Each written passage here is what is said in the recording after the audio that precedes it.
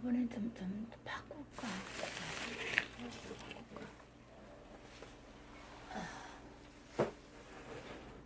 뭘로 바꾸지?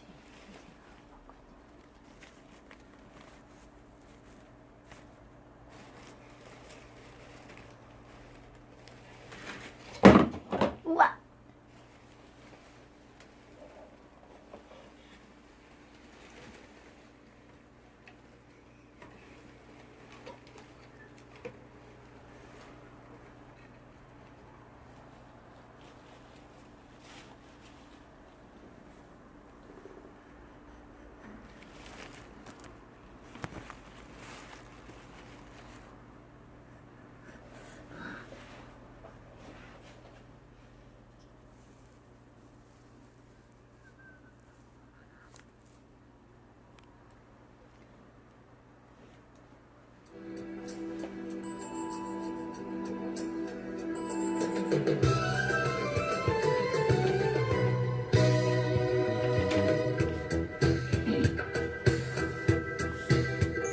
네, 여러분 안녕하십니까? 통일방송의 김영금입니다.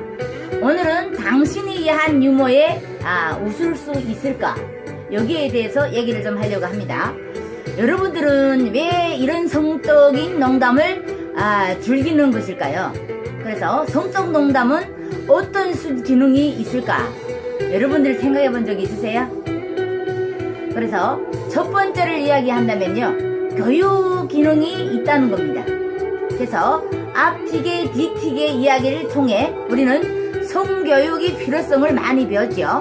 성적 유머를 통해서 웃으면서 모르던 것을 배우는 것이고요. 또 성에 대한 정보는 상상력을 자극하기 때문에 아무리 이해해도 문제가 되지 않는다는 겁니다. 오히려 상상력을 키워줄 뿐만 아니라 지금 최근에는 야동을 통해서 성교육이 이루어지는 것이 더 큰 문제가 된다는 겁니다. 그래서 국자는 이렇게 얘기를 하고 있는데요. 시각적인 정보에 의한 성적 자극 때문에 충동을 억제 못하는 성범죄자가 기승을 부리고 있고, 그리고 예전에 입에서 입으로 전해지던 이야기들이 움직이는 야동으로 지금 자극이 되니까요, 성범죄가 더 늘어난다는 것을 주장할 수 있다는 겁니다. 그래서 이를 방지하기 위해서는 전쟁, 소환, 마마보다 무서운 불법 야동이 유동을 금지시켜야 한다는 겁니다. 그래서 두 번째에 대해서 얘기를 한다면요, 유머감이 형성이 돼야 된다는 거죠. 그래서 지금 함께 성적 농담을 나누면서 친밀감이 생기고 또 동질감이 생겨서 유대감이 형성이 된다고 합니다. 그래서 야한 농담을 주고받던 친구들이 이제 어떻게 돼요? 함께 사회적 분위기를 깨뜨리면서 웃음을 터뜨리기 때문에 귀여운 범죄 의식을 공유하면서 하나가 되는 것이라고 합니다. 그래서 비즈니스에 관계에 있던 사람들이 성적 유머로 가까워지는 경우를 종종 볼 수가 있죠. 그래서 셋째는 평등성을 추구하게 되는데요. 성적 유머는 본질적으로 평등한 관계에서만 웃을 수 있다는 겁니다. 그래서 남녀차별, 인종차별, 지위고하 속에서도 오가는 어때요? 성적 유머는 수용자나 웃기는 웃어도 억지로 웃는 경우가 많다는 겁니다. 그래서 예를 들어서 사장이 이제 비서에게 야한 농담이 그런 것이다 하면은요, 평등하지 않는 관계 하에서는 상대에게 수치심을 유발할 가능성이 높다는 겁니다.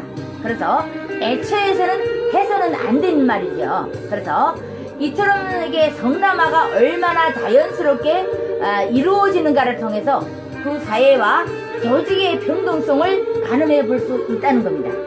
그래서 찜질방에서도 이루어지는 아줌마들이 야한 농담은 모든 사람들이 평등한 관계로 만들어 줄 수도 있다는 겁니다.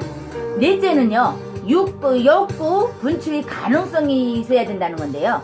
성욕은 이게 인간의 기본적인 욕구, 그리고 나이, 시간, 장소, 이게 관계적 제약이 많아서요, 아무 때나 풀 수 없는 기기이기도 하죠. 하지만 이 욕구를 긍정적으로 분출하는 방법이 바로 성적 유머라고도 할 수 있겠습니다. 이 화가 날 때 역으로 분출함으로써 어때요? 살인도 막을 수 있는 것처럼 성욕을 성적 유무로 분출하는 것입니다. 그래서 특히 이제 군대나 남학교 학교에서는 이런 유머가 가장 발달되어 있는데요. 남자끼리 풀 수 없는 성욕을 이런 척으로 푸는 것들이 많다고 합니다. 그래서 이렇게 유머를 해보면요, 크게 웃는 사람과 그렇지 못한 사람들이 있는 건데요. 특히 여자들이 웃음소리를 연구해본 결과 중요한 사실이 발견이 됐다고 합니다. 그러면 야한 농담에 내는 웃음소리와 밤중에 내는 그 웃음소리가 똑같다는 겁니다. 그래서 물론 학계에 정식적으로 발표된 것은 아니지만 필자가 그 인터뷰를 통해서 연구해본 결과에 따르면 거의 확실하다고 볼 수 있습니다. 웃음소리가 크고 요란한 여자는 밤중에서도 요란하다고 하는데요. 소리가 없는 여자들은 밤중에서도 소리가 없다는 겁니다.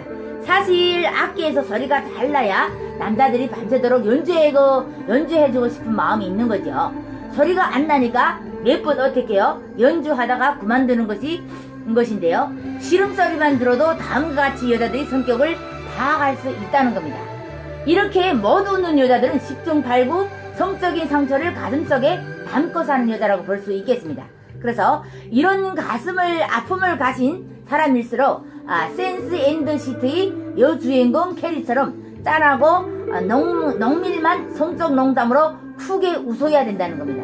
이렇게 서로 유사의 경험을 공유하면서 수다를 떨어야 스트레스도 풀리고 성적도 치유된다고 할 수 있겠습니다. 이 야한 유머에 웃지 못하는 당신, 말 못하는 성적 고민이나 상처가 있는 사람들. 그래서 사람이라는 게 야한 농담 그리고 성적인 적주는요, 유머의 달인들도 다루기 힘든 경우가 많다는 겁니다. 그래서 사실 나도 스님들 앞에서 이렇게 강의를 하다가 당한 적이 있는데요.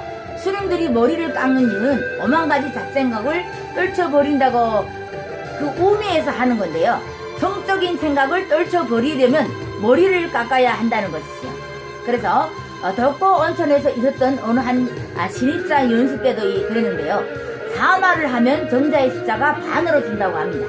그래서 정말 당황스럽더란 이런 말은 야한 유머는 잘해야 본전인 경우가 많다는 겁니다. 그러나 가급적 야한 성담은 안 하는 게 좋겠죠. 그래서 꼭 해야 하는 자리라면 충분한 사전 연습과 분위기 파악을 거쳐서 적절한 수위를 지키는 것이 좋다는 것이죠. 그래서 여러분들도 한번 시도를 해보세요. 성공했을 때 그때의 다른 보상이 확실한 것이 바로 성적 유머인가 아닌가를 여러분들이 직접 체험을 하면서 이제 유머 감각에 대해서 여러분들이 잘 이해를 하시고 성공했을 때 어떤 보상이 확실한 것이 바로 성적 유머이니까 여러분들도 잘 생각해서 하시기를 바랍니다. 그럼 구독과 좋아요로 눌러주시기 바라고요. 신청해주신 여러분 감사합니다. 통일방송의 김영금이었습니다.